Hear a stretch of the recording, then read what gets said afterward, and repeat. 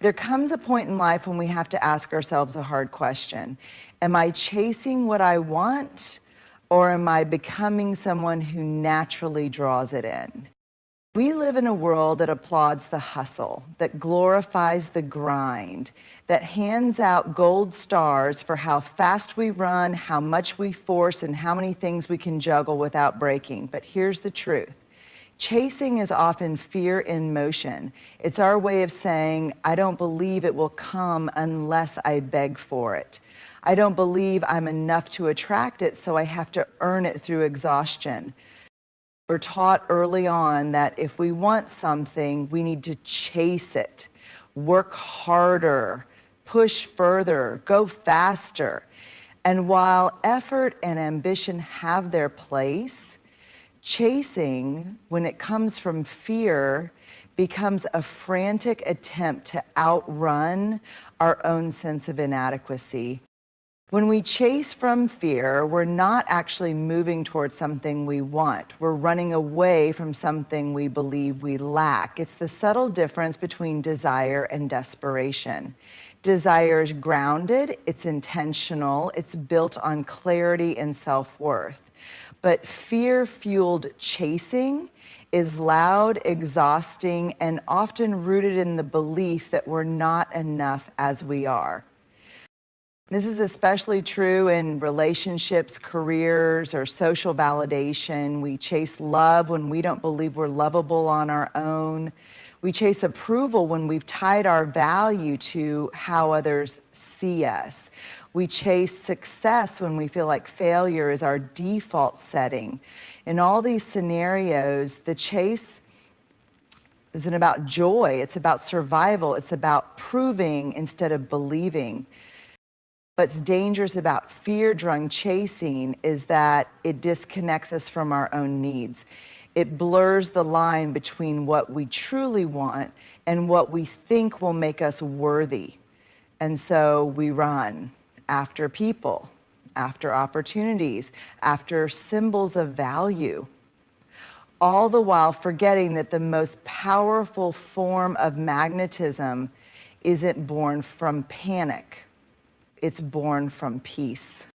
When we begin to confront those fears, fear of being unlovable, unworthy, unseen, we stop chasing and start attracting. Why? Because people, opportunities, and experiences are drawn to authenticity, not performance. When we show up as grounded, whole, and self-respecting, we shift the energy. We're no longer chasing to be chosen, we're choosing ourselves first. So the next time you feel yourself chasing something or someone, pause. Ask, is this coming from trust or fear, from abundance or lack, from clarity or confusion? Because desire will guide you toward alignment, but fear will keep you in motion with no destination. Life mirrors your inner world. What you attract isn't always what you want, it's what you believe you're worthy of. That's the quiet truth we often overlook. You could want love, peace, success, or healing with every fiber of your being, but if deep down you don't believe you deserve those things, you'll find ways to sabotage, resist, or settle for less. This belief operates quietly beneath the surface, shaping your choices, your standards, and even your boundaries. If you carry shame, unworthiness, or unresolved pain, life doesn't punish you, but your subconscious filters your experience through those wounds. You'll stay in relationships that reflect your inner doubts. You'll tolerate mistreatment because you've confused love with survival. You'll block opportunities because success feels unsafe or unfamiliar, not because you're broken, but because part of you still believes you're not enough. Deservingness isn't about entitlement, it's about alignment. It's about knowing on a soul deep level that your worth isn't conditional, that you don't have to shrink, prove, or earn your way into being treated well. When you start believing you deserve healthy love, mutual respect, calm, and clarity, You stop entertaining anything less. The shift begins internally. You change what you attract by changing what you accept. You raise your standards not from arrogance, but from self-awareness. You start listening to your intuition instead of your insecurities. You stop tolerating crumbs when you know you deserve the feast. And the beautiful part? Life responds. As your self-worth expands, your external reality does too. You begin to recognize red flags earlier, speak up with more confidence, and walk away from things that don't serve your growth. You don't chase love. You become a space where love feels safe to land. You don't fight for peace. You create it within, and it radiates outward. So if you want to change what's coming toward you, start by tending to what lives within you. Build a belief system that affirms your value. Heal what taught you otherwise. Because when you truly believe you deserve more, you attract more. Not by force, but by frequency. In a world that worships busyness, stillness feels uncomfortable, even rebellious. We're conditioned to believe that constant movement equals progress, that being still means being lazy, lost, or falling behind. But the truth is, stillness is not the absence of growth. It's the environment where real growth finally becomes visible. Stillness allows you to hear what noise drowns out. It brings you face to face with yourself, your truth, your pain, your intuition. When we're constantly chasing, performing, or distracting ourselves, we lose sight of what we actually want. We confuse momentum with meaning. We stay in cycles that exhaust us simply because we're too busy to notice how misaligned we've become.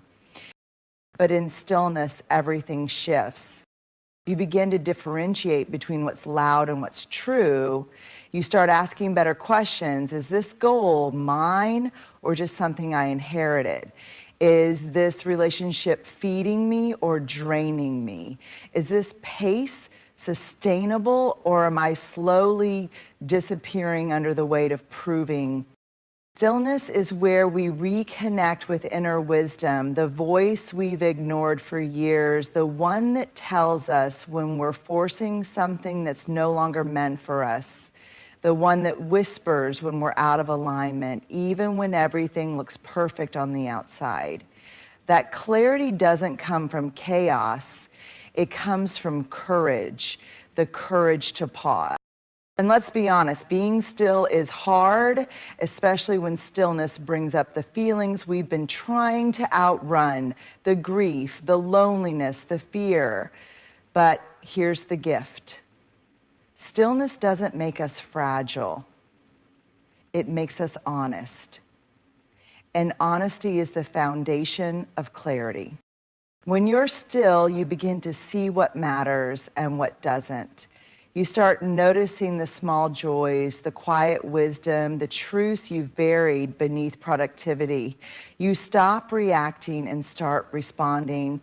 You move with intention instead of impulse. So if life feels chaotic, directionless, or overwhelming, don't just do more. Pause. Sit with yourself. Let the dust settle. Stillness isn't where life stops, it's where truth starts. And from that truth, you'll find clarity. And from that clarity, you'll begin to attract everything meant for you, not because you're chasing it, but because you're finally aligned enough to receive it. There is a quiet, transformative power in self-respect. It doesn't shout. It doesn't demand attention, but once it enters the equation, everything around you begins to shift. Self-respect isn't about arrogance or superiority. It's about recognizing your own inherent value and deciding without apology that you will no longer shrink yourself to be more acceptable, chase what isn't chasing you back, or settle for relationships, jobs, and situations that drain the life from you. It's a boundary, a compass, and a declaration all in one. I know who I am, and I will no longer betray myself to make others comfortable. When you start honoring your self-respect, your standards rise, not out of ego, but out of healing. You stop tolerating half efforts and empty promises. You stop justifying mistreatment because of someone else's potential. You stop handing out second chances to people who treat your heart like a doormat. And you stop feeling guilty for walking away from what costs your peace.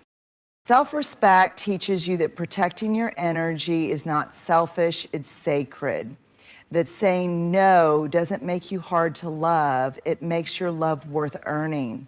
That solitude is far more fulfilling than company that makes you feel invisible. And most of all, self-respect reminds you that the way others treat you is often a reflection of the way you treat yourself. When you respect yourself, you don't chase, you attract. You don't beg for clarity, you choose it. You don't tolerate confusion disguised as connection, you demand alignment. And the people who are meant for you won't be intimidated by that standard, they'll rise to meet it. The equation changes because you change. And when you change the equation, the results shift dramatically. The relationships that once felt heavy fall away. The places you once tried to belong to start feeling too small. The things you thought you needed lose their grip. And in their place, you begin to draw on experiences that are grounded in mutual respect, depth, and truth. Self-respect isn't just about what you say no to, it's also about what you say yes to. Peace, dignity, authenticity, and alignment.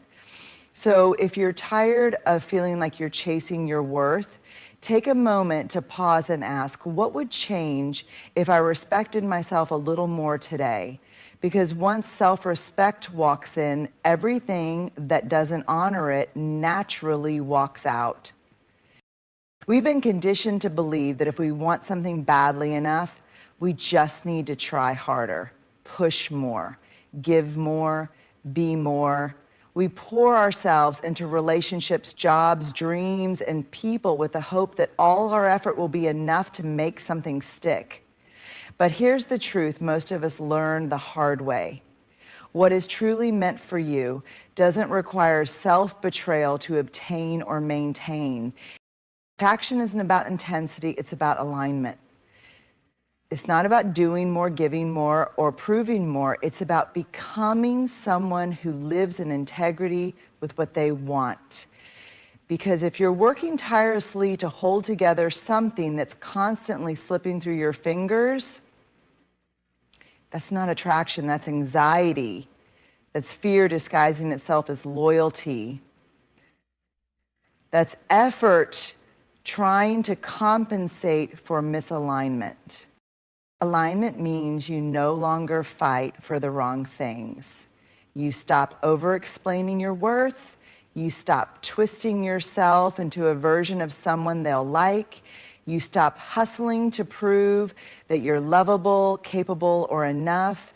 Instead, you become someone whose values, vision, and energy are in harmony with what you desire. And that alignment is what draws in the right people, opportunities, and experiences, not because you're chasing them, but because you're radiating the kind of clarity and self-awareness that naturally pulls them in. Alignment is not passive, it's deeply intentional. It means taking the time to know yourself, to heal what's been distorted by trauma, fear, or conditioning. It means letting go of the roles you've been playing to earn love or acceptance. It means living from truth, not performance. And here's the beauty of it. Once you're in alignment, the energy shifts. You stop needing to convince anyone of your worth. The right relationships won't feel like battles. The right opportunities won't need to be begged for. Instead of trying to make things happen, you'll start to see things unfold because alignment creates ease, not struggle. So if you're feeling exhausted by the effort, it's worth asking, am I chasing something that's not truly aligned with who I am? Because no amount of effort can compensate for being in the wrong place, with the wrong person, or on the wrong path. True attraction isn't about forcing, it's about becoming. And when you align with your truth, your energy becomes undeniable. What's meant for you doesn't need to be chased, it recognizes you. Because you're not trying to fit a mold, you're finally standing as your whole self, and that self is magnetic.